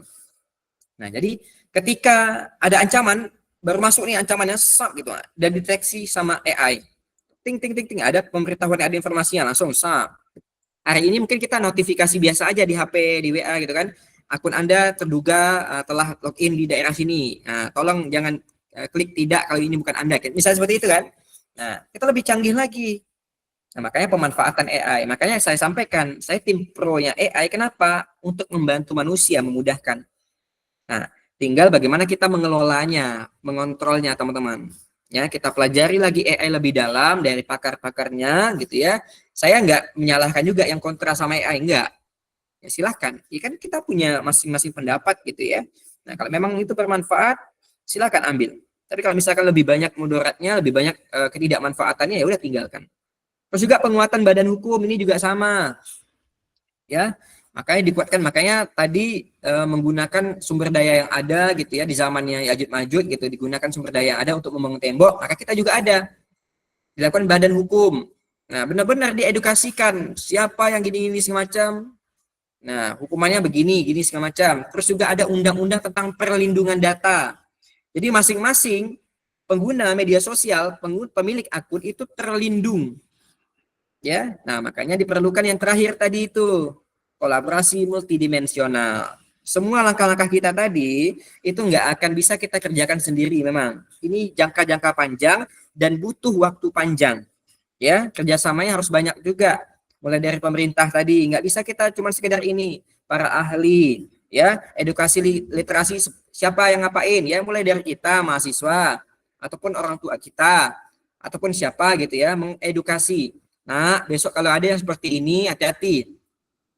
Nanti kan paling sering nih kan kita di WA ngechat tiba-tiba ada masuk chat nomor nggak dikenal, disuruh ngelik nomor ataupun dapat hadiah gitu ya, ataupun bentuk undangan dalam bentuk file, bentuk yang udah dimodifikasi sedemikian rupa, kita klik. Nah, hati-hati ya. Nah, ini perlu kita edukasi. Nah, dan ada juga yang memang misinformasi gitu, salah paham, misinterpretasi. Perlu kita edukasi sama-sama. Dan ini butuh masa yang banyak, teman-teman. Nah, sekarang langkah kecil apa yang bisa kita lakukan ya itu tadi. Ya, backup data cara berkala. Ya udah silakan gitu ya. Nah, terus juga pemanfaatan sistem. Kalau memang kita udah menemukan AI yang pas gitu ya dan kita yakin kita pelajari, oke ini bagus nih gitu. Kalau saya belum menemukan. Gitu ya karena saya masih proses pembelajaran juga. Saya masih mendalami ChatGPT itu seperti apa. Bahkan saya sering juga debat sama ChatGPT gitu ya, sampai tahap mana dia bisa menjawab. Serius gitu ya. Saya juga juara 1 KTIK, MTQ itu karena bantuan dari ChatGPT. Bantuannya bukan berarti ChatGPT nulis naskah, enggak, tapi inspirasinya. Mengapa muncul istilah Zulkarnain Tech gitu ya? Itu dari ChatGPT. Gitu. Orang-orang yang out of the box gitu ya, enggak kita pikirkan, oh saya menarik nih gitu. Akhirnya membantu saya. Nah, lepas itu barulah isinya saya bikin sendiri, saya ramu, saya analisa, dan alhamdulillah jadilah seperti itu. Itu ya teman-teman ya. Nah itu inspirasi. Jadi saya hanya bahas inspirasi. Oh iya benar ya gitu. Iya juga ya. Nah, oke. Baik. Nah untuk penutup, menolak satu bala lebih penting daripada mengambil 1000 manfaat teman-teman. Jadi ya setidaknya kita mampu untuk mencegah dulu gitu ya. Apa yang bisa kita lakukan. Jangan sampai hanya untuk ya terlihat ini biar kita banyak manfaatnya segala macam sampai kita melupakan ada bala yang lebih besar, ada musibah yang lebih besar, jauh lebih besar yang sedang mengancam kita di depan kita. Oke? Baik, itu aja kurang lebih teman-teman. Ya, saya rasa materi saya sangat-sangat dangkal, mohon maaf ya karena keterbatasan juga saya nggak akan membahas materi yang lebih dari kemampuan saya. Saya tak ingin juga, apalagi saya yang berbicara, saya tak ingin juga ibaratnya disinterpretasi gitu, membuat Anda salah paham dengan ilmu tentang keamanan data ini. Oke, baik, terima kasih teman-teman semuanya. Kalau ada yang ingin didiskusikan, boleh silahkan didiskusikan, tapi saya izin jawabnya hanya dari sudut pandang saya dan berdasarkan yang saya tahu. Kalau Anda lebih tahu dari sudut pandang Anda, silahkan kita buka diskusi, boleh ya? Ya, bantu-bantu, saling bantu, silakan. Nah, ini juga jadi PR bagi saya nanti. Kalau misalkan jawabannya belum bisa saya jawab, izin saya jadikan PR untuk kita diskusi lebih lanjut nanti. Baik, terima kasih. Saya kembalikan kepada MC kita. Baik, terima kasih kepada Bapak Andika atas pemaparan yang sangat luar biasa. Teman-teman, sekarang kita akan memasuki sesi tanya jawab. Silahkan peserta mengirimkan pertanyaan melalui kolom chat atau boleh gunakan fitur raise hand. Kepada Pak Andika, kita mau tampung dulu atau mau langsung jawab? Boleh ditampung dulu, boleh. Berapa pertanyaan kita batasi? Ada berapa pertanyaan? Kalau 3 dulu satu sesi, ya boleh silakan. Kita tampung dulu. Saya juga sambil nyatat dulu ya. Ya. Baik, teman-teman, silakan yang mau bertanya boleh ya. Raise hand atau lewat kolom chat juga boleh. Nanti dijawab Bapaknya.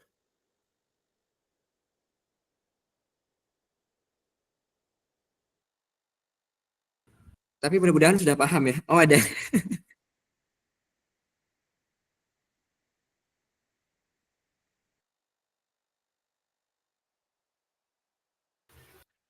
Pak Andika itu udah ada yang lewat melalui kolom chat juga ada nanya.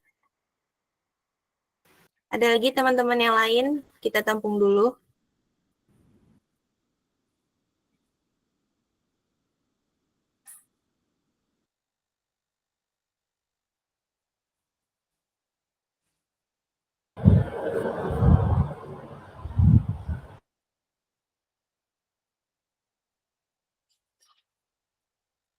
Ada lagi? Anything else? Nah, sosok bahasa ini pula. Ada yang bertanya di kolom chat. Izin bertanya, Bang. Gimana pendapat Abang bagi orang yang buta akan teknologi? Wah. Oke, baik. Saya jawab dulu ya. Mumpung sebelum nanti sambil nunggu yang lain ya. Barangkali. Boleh, Pak. Ya, baik. Kalau pendapat saya, Terima kasih Jidan Delvin Hendra. Nah, terima kasih. Saya doakan Anda mudah-mudahan ketemu sama jodoh yang paling baik nantinya. Mudah-mudahan tahun depan nikah, ya. Nah, dan untuk pendapat saya gitu ya, pendapat saya bagi orang yang buta akan teknologi, sebenarnya itu nggak buruk gitu bahasanya gitu ya, nggak buruk kok gitu. Karena bisa jadi, kenapa ia buta teknologi, kita harus lihat dulu faktornya. Apakah memang faktor latar belakang usianya gitu ya, atau memang usianya udah renta lanjut usia gitu ya, makanya kita makanya buta terhadap teknologi, ataupun latar pendidikannya hanya sampai pada SMP aja dulu kuliah sekolahnya gitu kan. Nah, makanya nggak dapat ilmu lebih tentang ini gitu, atau memang karena keterbatasan teknologinya gitu.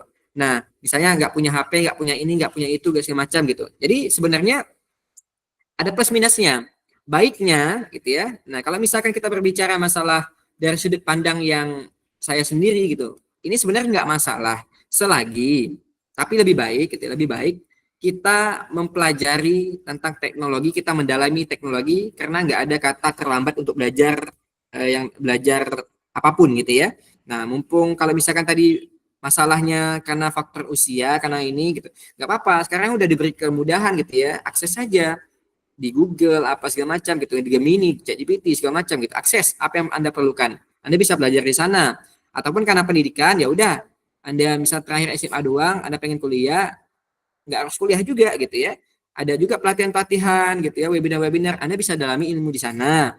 Terus juga apalagi keterbatasan teknologi. Nah, minta tolong sama teman-teman terdekatnya, ini loh gini-gini semacam. Saya pernah loh ngajarkan, bukan ngajar sih, ibaratnya ya namanya emak-emak juga ya, emak-emak gitu ya. Kayak emak-emak kita mungkin pasti nggak tahu gitu ya. Tapi kalau udah tahu itu bahaya gitu. Ya, mama kita saya sempat ini juga sempat agak alhamdulillah mak aku nggak tahu TikTok gitu bahasanya. Tapi kalau udah tahu, aduh habis lah ya. Habis story-storynya setiap hari itu kayak story-story di era apa gitu kan. Nah, gitu. Jadi tapi saya merasa juga, oh iya masa iya mama aku hidup di zaman teknologi tapi nggak memanfaatkan teknologi gitu, nggak tahu tentang perkembangan teknologi gitu. Jadi akhirnya ya kita coba lakukan apa yang kita bisa. Ini TikTok mah, ini namanya ini namanya ini itu. Kalau untuk ngupload video tuh begini, upload story WA tuh begini gitu. Nah, jangan banyak-banyak, nanti orang yang ngelihatnya makin ini gitu. Nah, jadi ya secukupnya aja gitu.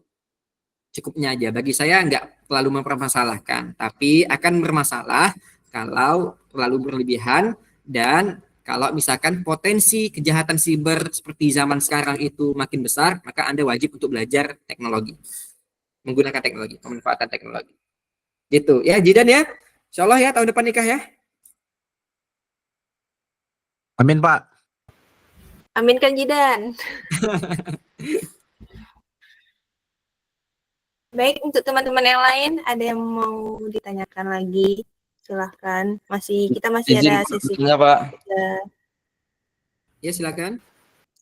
Saya Baktianogram Asri, izin bertanya kepada Bapak, gimana sih Pak solusi atau tanggapan Bapak kalau kita menjadi korban dari kejahatan dari cyberbullying seperti pelecehan, penghinaan melalui media sosial? Oke, baik. Solusi kalau kita jadi korban Iya, cyberbullying. korban dari kejahatan dari cyberbullying Pak, seperti kayak pelecehan, penghinaan atau intimidasi melalui media sosial Pak. Ya, apa yang harus tanggapan saya? Iya Pak. Oke, baik. Lihat dulu. Bakti Anugrah. Baik. Baik, terima kasih. Ada teman-teman yang lain? Oke, baik. Sebelum itu, kira-kira pertanyaan tentang cyberbullying gitu ya.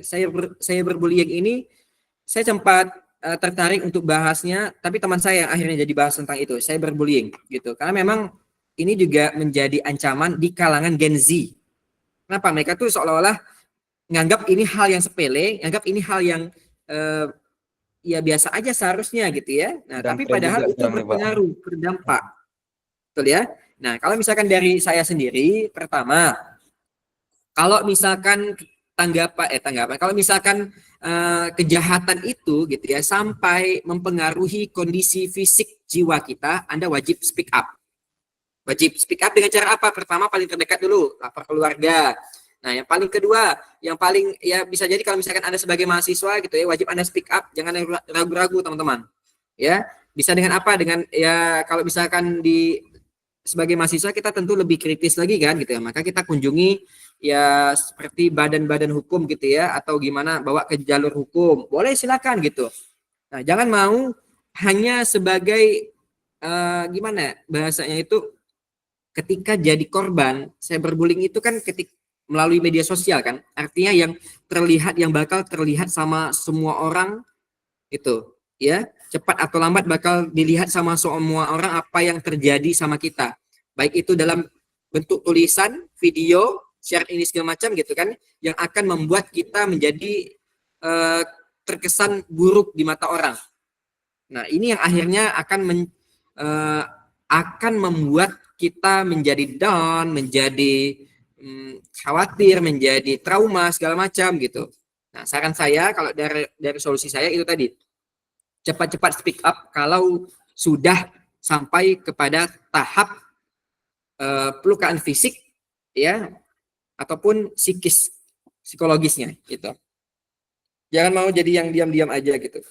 Nah, itu yang kalau misalkan dari sayanya, karena saya termasuk orang yang masih bisa menjaga kesabaran saya. Itu bisa dibilang saya lebih fokus kepada daripada terlalu ambil pikir, ya udah saya ambil positifnya aja gitu. Selagi itu tidak membuat saya mengalami pelecehan fisik gitu ya, ataupun psikologis, nah saya nggak akan terlalu meng-speak up. Tapi kalau sudah sampai ke ranah itu, saya pasti akan speak up. Itu langkah awalnya, ya. Nah, dan juga di samping itu Anda perlu lakukan upaya pencegahan juga.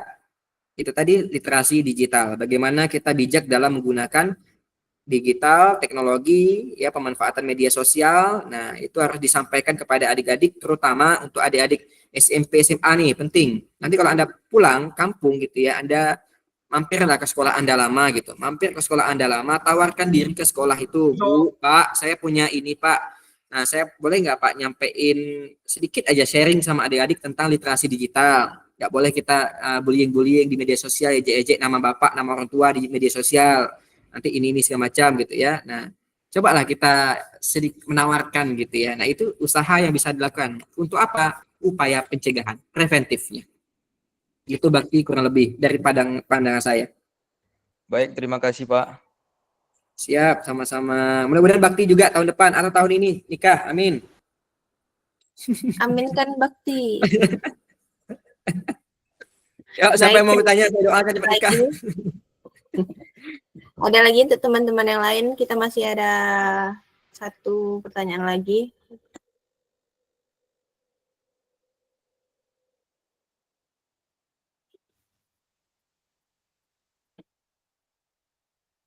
Untuk teman-teman. Atau saya selaku moderator mau bertanya kepada Bapak. Boleh, silakan. Kan banyak nih Pak, kayak penyebaran dakwah-dakwah gitu, memanfaatkan teknologi seperti kayak di media sosial, di YouTube, gitu-gitu kan. Menurut pandangan Bapak, cara memastikan konten dakwah di media sosial itu tetap menarik itu gimana Pak? Tanpa mengurangi, tetap menarik tanpa mengurangi pesan-pesan di dalam dakwah itu. Yang jadi permasalahan paling pentingnya apa kira-kira? Kadang kan kebanyakan orang kayak nggak tersampaikan pesan dari dakwah itu tuh kalau lewat dari sosial media gitu kan. Oke, baik ya. Untuk yang mengenai konten, saya juga kebetulan bukan konten creator yang gimana-gimana, tapi yang saya tahu, yang saya pelajari dari melihat konten-konten, saya yakin Anda kalau berbicara masalah konten dakwahnya Ustadz Hanan Ataki, mungkin di waktu sendirian, lagi sendiri pakai handsfree gitu ya, itu terasa banget, betul nggak? Ya, gitu ya. Allah tuh baik banget loh, gitu, kayak gitu. Pas pula kita lagi rasa gimana gitu ya. Nah, itu kan konten-konten dakwah juga ya. Salah satu pemanfaatan teknologi yang baik, gitu. Nah, bagaimana agar menarik? Pertama, kalau saya analisa, Gen Z ataupun generasi muda saat ini itu lebih cenderung mau mendengarkan konten-konten yang singkat dalam waktu singkat tapi pesannya terus sampaikan, betul? dibandingkan konten-konten yang ceramah agama 1 jam, betul? Nah, karena udah kita buktikan juga di lapangan, teman-teman. Nah, kalau misalkan kita lihat view YouTube, paling view YouTube ini terbanyak siapa? Orang-orang tua yang lihat. Ataupun kita yang sedang lagi kerja, lagi gabut, ataupun lagi sendiri di kantor, terus kita bukakan video ceramah supaya agak lebih rame gitu. Ya, nah itu kan ini ya, tapi rata-rata yang di TikTok segala macam gitu, konten-konten 1 menit, konten-konten 2 menit, 3 menit, nggak nyampe 5 menit, itu jauh lebih ya lebih apa ya, lebih berefek gitu loh. Nah, tapi memang ada kekurangannya. Kadang kekurangannya apa? Kekurangannya pesan-pesan yang disampaikan itu pesan-pesan singkat juga, akhirnya nggak mendalam dan akhirnya bisa bikin potensinya apa? Potensinya salah arti, salah dipahami. Kan banyak tuh ya, gara-gara cuma pengen satu video 1 menit diedit-edit segala macam, yang harusnya ngomong begini malah jadi begini gitu. Kan udah jadi korban ya, guru kita Ustaz Somad tuh udah jadi banyak korban gitu. Dari potongan-potongan videonya, oh saya nggak pernah begini perasaan gitu. Nah, jadi itu yang harus kita waspadai juga. Tapi kalau misalkan kita lihat kondisi di zaman sekarang, memang pertama biar menarik itu kontennya jangan lama-lama durasinya. Singkat, padat, ya, tepat gitu. Nah, ingat singkat, padat, tepat itu udah jadi target banget untuk Gen Z. Karena kan Gen Z ya paling mendunia ya dalam media sosial ini, ya. Nah, umurnya umur Gen Z, umur kita gitu ya, generasi milenial segala macam yang paling menjadi penghuni media sosial gitu. Nah, makanya kalau misalkan untuk biar menarik, ya itu tadi, ikuti seleranya. Mereka suka yang singkat-singkat, suka yang dikit-dikit, tapi paham, langsung nusuk. Contoh paling krusial apa? Yang paling signifikan, baca buku, teman-teman. Kalau dulu saya nulis buku itu, buku nggak nampak ya. Kalau dulu saya nulis buku itu, di zaman saya sama guru saya, bukunya tuh tebal-tebal, kitab-kitabnya tebal-tebal, betul nggak? Betul ya, kita mungkin masih ketemu ya sama dosen-dosen kita yang bukunya tebal-tebal gitu ya. Nah, kenapa? Karena memang di era itu semangat bacanya masih tinggi.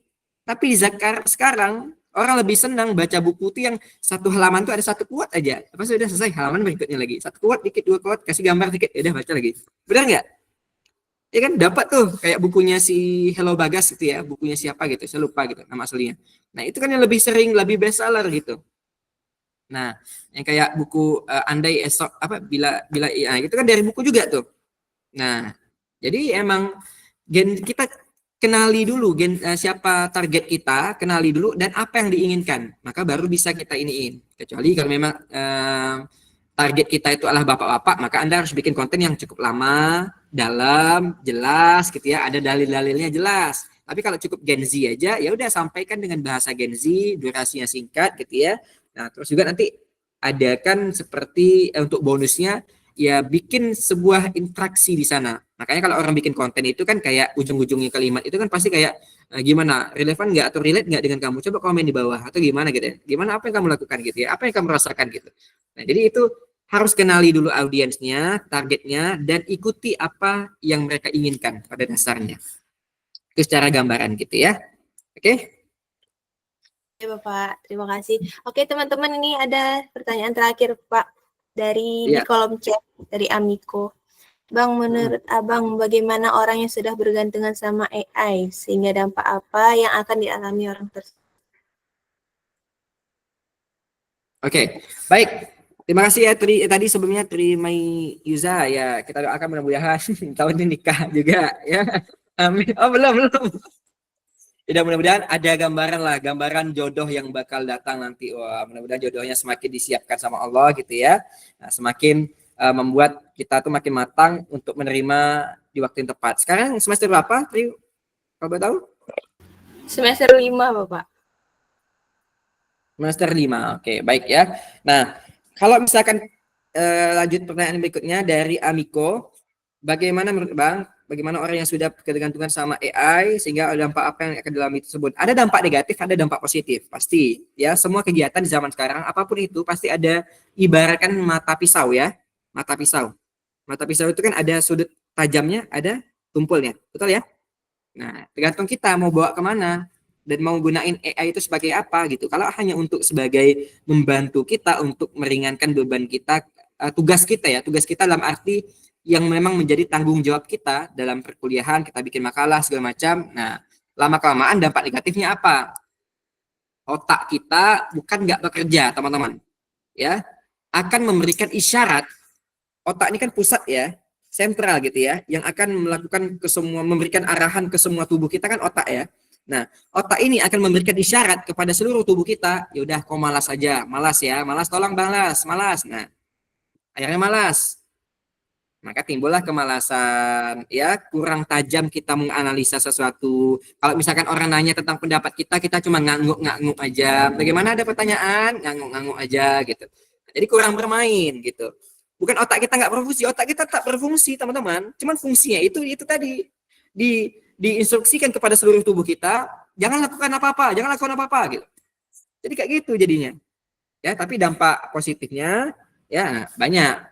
Cukup banyak itu tadi dampak positifnya. Setidaknya kalau dalam konteks keamanan data dia bisa bantu mendeteksi, dan juga karena saya orangnya hobi berhayal teman-teman, saya orangnya hobi menghayalkan sesuatu gitu. Saya berhayal dan saya cek di ChatGPT itu, saya minta tolong gambarkan saya sebuah universitas, lantainya lantai 30, ada kolam di tengahnya, ada masjid di tepi pantai, segala macam, ada pusat perbelanjaan, segala macam, ada nama Universitas Andika Fahruli. Digambarkan, wah. Jadi sebuah motivasi buat kita, wah, ya nih, aku pengen jadi ini nih, aku pengen punya universitas nih. Jadi gitu.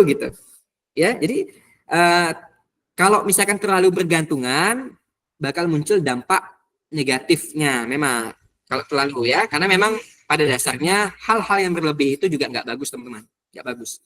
Yang sedang-sedang aja itu kan udah disampaikan juga ya dalam Islam, hadis Nabi segala macam gitu. Yang berlebihan itu nggak suka Allah, nggak bagus pokoknya. Makan berlebihan nggak bagus gitu ya, tidur berlebihan nggak bagus gitu ya. Nah, ibadah berlebihan juga Allah nggak suka gitu. Nah, ya sampai urusan akhirat pula yang diapain gitu ya, tapi dunianya dilantarin. Nah, Allah nggak suka, makanya harus balance, seimbang. Manfaatkan secukupnya sesuai dengan kebutuhan. Oke, Amiko Syah Putra.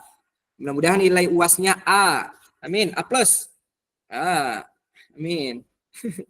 Oke.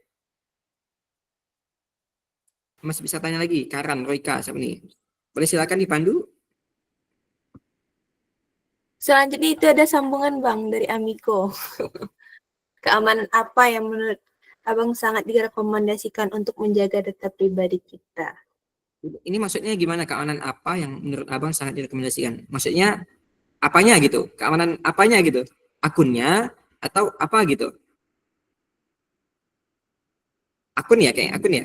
Sepertinya akun, Pak. Soalnya kan data pribadi gitu. Data pribadi. Ya, paling penting itu kalau sekarang itu ya, kalau kita bisa coba bayangkan, kan perusahaan Meta itu kan udah bergabung di beberapa aplikasi yang paling fenomenal ya, yang paling sering kita pakai ya, kayak FB, WA, sama Instagram itu udah Meta semua ya. X Twitter beda ya. Beda atau sama? Beda ya.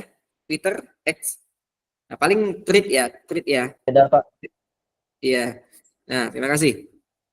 Nah, itu yang kalau misalkan Anda merasa, kalau saya pribadi merasa akun media sosial saya itu sebagai penunjang karir saya gitu ya, dan juga sebagai salah satu dunia pekerjaan saya, maka saya harus menjaga baik-baik. Pertama, seluruh kata sandi yang saya gunakan. Sebenarnya mungkin kan masih menjadi ini ya, di antara kita masih banyak juga yang suka kehilangan kata sandi, suka lupa apa sih passwordnya gitu kan. Nah, akhirnya buat akun baru lagi gitu ya.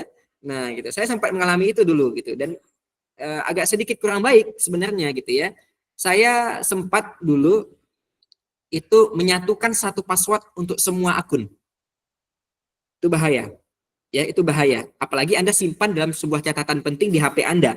Lebih bahaya lagi. Apalagi Anda menyimpan pin yang mungkin kayak yang ada ininya, ada sangkut paut dengan finansial Anda. Akun rekening, m-banking, segala macam, dana, segala macam gitu. Itu bahaya. Makanya tolong apain baik-baik gitu ya. Yang paling penting kalau menurut saya itu mulai dari sistem keamanan yang paling inti dan mencakup semuanya, email ke saya. Karena nanti bisa saja masuk melalui email yang akan ada pesan-pesan tertentu yang emailnya nanti bisa nyambung ke sana ke sini. Terus juga sekarang itu kan FB sama IG, WA udah bisa nyambungkan nomor HP gitu ya. Nah, itu harus dijaga juga pribadi. nomor HP-nya. Jangan sampai nomor HP-nya di zaman sekarang Anda harus pandai-pandai. Makanya kenapa artis nggak mau letakkan nomor HP di profil Instagram mereka, karena takut itu gitu. Salah gunakan kata sandi gitu. Jadi kayak kalau saya pribadi juga gitu, tapi saya bukan artis gitu ya. Karena saya sudah kejadian gitu ya. Saya meletakkan nomor HP di bio saya waktu itu gitu. Memang tujuannya agar klien mudah untuk menghubungi saya langsung. Nah, tapi ternyata dimanfaatkan untuk beberapa oknum gitu ya, yang ya ngechat saya dengan hal-hal yang tidak baik gitu dan lain sebagainya, pengatas inilah ancaman segala macam gitu. Nah, makanya saya nggak mau lagi letakkan nomor HP saya di Instagram saya. Nah, jadi tolong harus diperhatikan keamanan sandi. Ya benar, keamanan sandi benar, tapi sandinya ya bikin sesuatu. Anda bisa minta di AI loh, bisa minta di ChatGPT rekomendasi sandi, tapi jangan sebutin sandinya gitu. Nah, apa yang harus Anda lakukan? Kriterianya apa aja, misalnya gunain angka, huruf atau apa segala macam gitu. Anda bisa tanya ke AI gitu. Dan mereka juga bakalan, tapi Anda jangan sepenuhnya menerima dari AI itu gitu. Nah, nanti kita kombinasi lagi menurut kita. Oh, ternyata begini harus kita apain. Kata sandi, kalau bisa jangan disamain semuanya. Kalau bisa. Nah, tapi kalau untuk Anda yang suka lupa, ya hati-hati aja lah gitu ya. Yang hati-hati kalau bisa nggak disamain gitu. Baik, itu yang saya tangkap dan yang saya lakukan juga sekarang saat ini. Terima kasih. Baik, ini pertanyaan dari Karan itu terakhir ya teman-teman, karena kita udah tampung banyak pertanyaan tadi. Baik, Bang, itu ada pertanyaan di kolom chat dari Karan. AI sekarang yang kan bisa mendeteksi serangan yang ada, tapi kan ada sebaliknya Bang, ada AI yang menyerang data. Jadi apakah makin tahun ke tahun nanti ke depannya AI yang menguasai bumi Bang, karena dia bisa segalanya? Karena dia bisa menguasai bumi. Oke, baik ya. Nah, teman-teman semuanya, nah ini kalau berbicara masalah AI kembali gitu ya. Sorry, ini saya nggak off. Baik, kalau bisa kita bicara masalah AI benar gitu ya. Saya sampaikan tadi tentang AI ini bisa mendeteksi serangan siber, dan bahkan Anda sampaikan juga AI juga bisa menyerang data. Memang benar, karena emang digunakan juga. Karena para pelaku juga udah tahu, semakin canggih teknologi, maka saya sampaikan di awal, semakin canggih teknologi, maka potensi kejahatan siber itu akan semakin banyak gitu, semakin sering terjadi gitu. Nah, jadi apakah makin tahun ke depan nanti AI yang menguasai bumi karena Bang dia bisa segalanya gitu? Enggak, insya Allah enggak gitu ya. Yang penting tugas kita itu adalah mempelajari apa yang kita ciptakan. Bukankah manusia itu yang menciptakan AI ya? Ya, manusia menciptakan AI, dan siapa yang menciptakan kita? Pasti ada Allah gitu kan. Pasti otak kita yang diciptakan Allah itu kan otak manusia itu kan lebih canggih. Ya, lebih canggih dibandingkan teknologi yang ada pada hari ini. Betul nggak? Fakta nggak? Hanya saja belum kita kupas, belum kita asah. Nah, ya. Jadi peran dari mahasiswa teknik informatika, sistem informasi, dan yang berkaitan dengannya gitu ya, untuk mengasah kira-kira strategi apa yang harus saya lakukan untuk kedepannya. Untuk asah itu. Gitu. Makanya kenapa kita, kalau dalilnya gitu ya, kalau dalilnya lagi, tapi memang nggak bisa dipisahkan teman-teman gitu ya. Apa ayat di dalam Al-Quran Al-Insyirah itu, kesusahan plus ada kemudahan, betul? Betul. Jadi emang seimbang gitu teman-teman. Gitu. Jadi jangan kita fokuskan sama masalah-masalah menyerang data. Yang penting kita amankan dulu tadi dari enkripsi data gitu ya, dari ini segala macam. Ya. Terus juga Anda kuatkan dengan berbagai macam penguatan. Kalau misalkan AI yang menyerang kita itu hanya bisa menembus satu lapisan keamanan yang kita punya, ya, yang pada kita cuman pakai enkripsi data doang gitu ya. Nah, maka kita lapisi lagi dengan apa? Autentifikasi 2 faktor, terus juga login lagi ke beberapa HP kita yang kita punya gitu ya, untuk di-cloningkan, untuk disatukan, untuk diapain, diamankan. Kalau misalkan suatu saat nanti ada yang tiba-tiba ngehack menyerang akun kita segala macam, kita masih bisa menyelamatkan di sini segala macam gitu. Nah, jadi harus punya plan A, B, C, D, E, F, G, H, I, Z sampai Z teman-teman. Nah, kalau misalkan teman-teman melihat kembali dan beberapa referensi dan lain sebagainya teman-teman gitu ya. Nah, untuk tindakan penyerangan AI yang tadi gitu, yang dari tahun ke tahun pasti nanti akan lebih berkembang.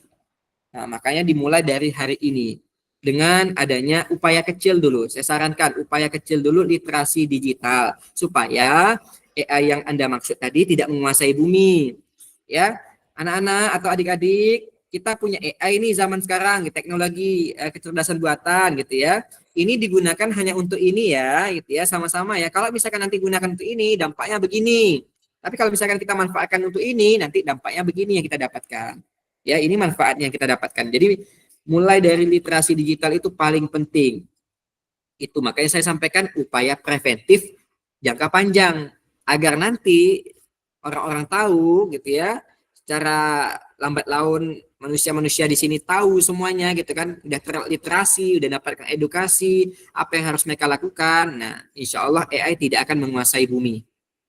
Nah, kalau dengar dari isu memang contohnya aja perkembangan teknologi yang sangat canggih sekarang itu kan di Cina itu udah ada HP Huawei yang bisa ngirimkan foto kalau kita masih pakai AirDrop gitu ya. Jadi cuma pakai gini dong. Gitu ya. Udah kayak kekuatan gitu. Nah, itu kan teknologi benar ya. Teknologi. Nah, artinya apa? Artinya yang ingin saya sampaikan adalah kita nggak bisa nunda-nunda lagi, nggak bisa kita batasi AI ini hanya untuk menangkal, tapi tidak bisa juga untuk menyerang, nggak juga gitu. AI ini harus untuk menangkal aja, AI nggak bisa untuk menyerang, nggak bisa juga gitu. Semua diciptakan sepaket memang. Nah, tergantung bagaimana kita merespon, bagaimana kita menggunakan, dan bagaimana literasi digital itu ada pada diri kita, sehingga tidak mempengaruhi otak-otak kita, dan sehingga otak-otak kita tuh tidak menginstruksikan kepada seluruh tubuh, jangan malas, ayo malas gitu. Nah, jadi tergantung kita lagi, ya, Karan Roika. Baik, Bang. Oke, baik, terima kasih ya Karan Roika. Ini mudah-mudahan ini tampang jadi orang kaya ya, Pak ya. Amin. Amin. Ya. Baik, terima kasih untuk teman-teman semua dan terima kasih kepada Bang Andika. Kita beri tepuk tangan online dulu. Terima kasih kepada Bang Andika atas ilmunya yang sangat bermanfaat dan kepada seluruh peserta yang telah bergabung. Semoga ilmu yang kita dapatkan hari ini bisa diterapkan dalam kehidupan sehari-hari. Dan untuk teman-teman lainnya, jangan lupa untuk mengisi formulir absensi. Baik, untuk teman-teman yang raisan ini kita sudah tutup pertanyaan, mohon maaf. Sebelum kita menutup acara ini, izinkan kami mendokumentasikan dengan foto bersama dan diharapkan untuk peserta webinar siang ini untuk mengaktifkan kameranya. Teman-teman boleh on cam ya, karena kami akan mendokumentasikan. Sudah on cam? Apakah sudah on cam semua? Bagi peserta juga harus screenshot layar karena sebagai bukti bahwa peserta mengikuti rangkaian acara dari awal sampai akhir karena akan ada pengisian ulang Google Form dan bukti yang akan dikirimkan di Google Form tersebut. Linknya itu telah dikirim via grup WhatsApp. Oke, teman-teman. Teman-teman PDD sudah melakukan dokumentasi? Udah kakak. Ulang-ulang, ayo kita on cam semua dengan tersenyum.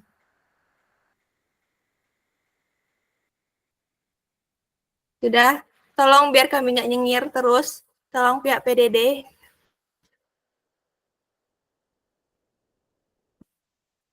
Oke, mantap. Sudah selesai. Terima kasih kepada Bang Andika.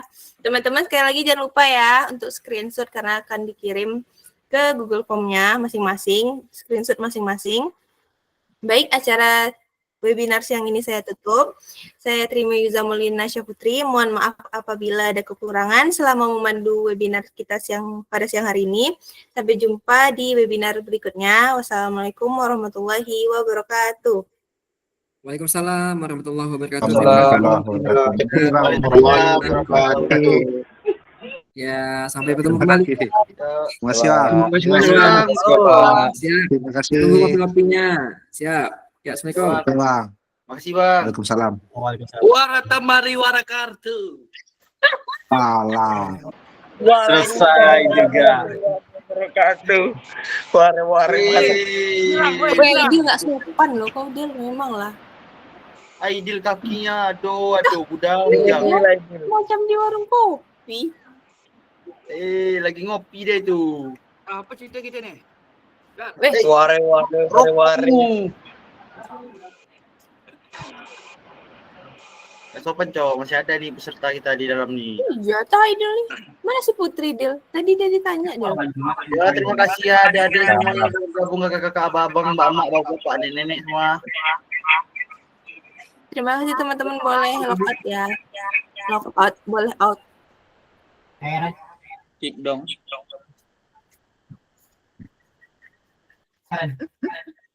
Apa?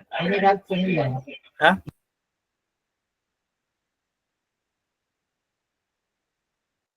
Keluar.